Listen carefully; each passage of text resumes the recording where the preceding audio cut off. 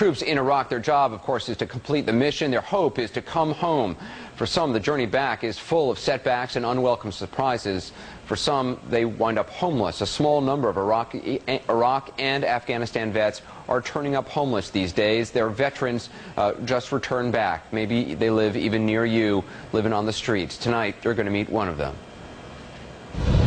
There are two things National Guard Corporal Joe Ricaldo never dreamed he'd see: the sun setting over Iraq and the sun setting over his '98 Plymouth, the car he now calls home. I never thought, like, after the ball was dropped, you're out here in this parking lot. I never thought I'd be here. You know? The long road to get here, a parking lot in Jones Beach, New York, began 2 years ago in Iraq. So you were in the sling here? Yeah, actually in that top piece, gun turret.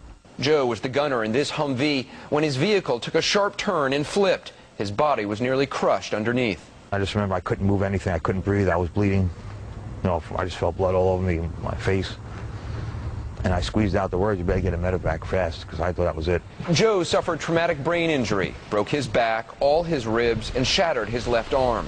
He was unconscious for days. They told my sister they were going to fly her out there. I wasn't going to make it. But to the surprise of his own doctors, he survived.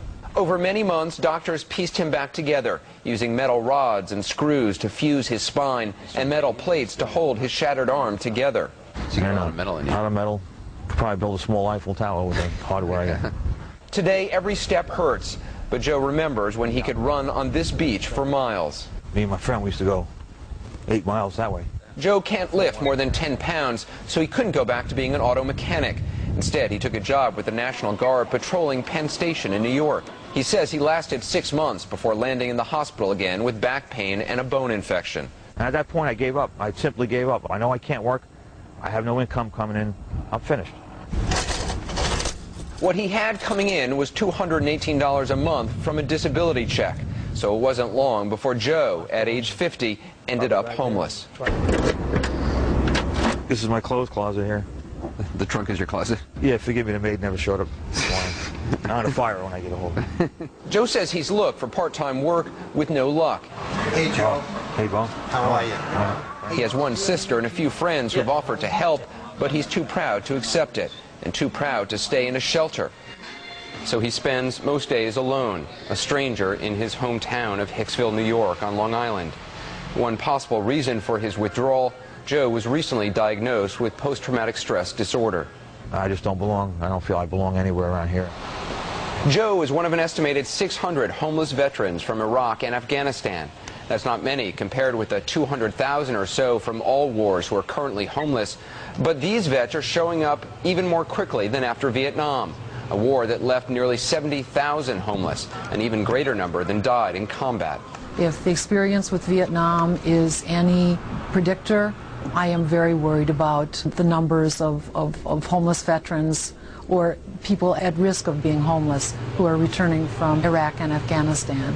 The Department of Veterans Affairs is working to avoid a repeat of what happened after Vietnam. There was a delayed effect with a lot of veterans after Vietnam. We know that. We've studied it. We've learned from that. And so that's why we're trying to intervene now right away. The VA spent more than $1 billion on homeless programs last year, but some veterans still fall through the cracks.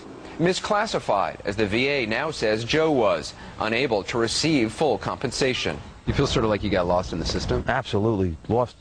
I'm still lost. I'm still dizzy for what happened. And sick and tired of fighting for benefits. Last month, though, Joe's persistence began to pay off. His disability status was raised from 20% to 60%, or $873 a month. But as Joe puts it, in New York, that is just enough to either afford an apartment or eat, not both. I'm disgusted. And it's not because I'm a veteran or a soldier or somebody who served. That means nothing. You know, we choose to go. No one forced us to go.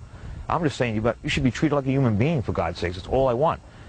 And then I think about the other veterans from other wars, and they're still fighting to this day. It's horrible. And I had to live it. It was only after CNN made repeated inquiries about this case that the VA called to inform us that Joe would finally be granted full 100% disability status, retroactive to March and worth $2,600 a month, meaning he may actually get to sleep in a real bed very soon. When we called Joe with the news, he said he'll believe it when he gets the first check.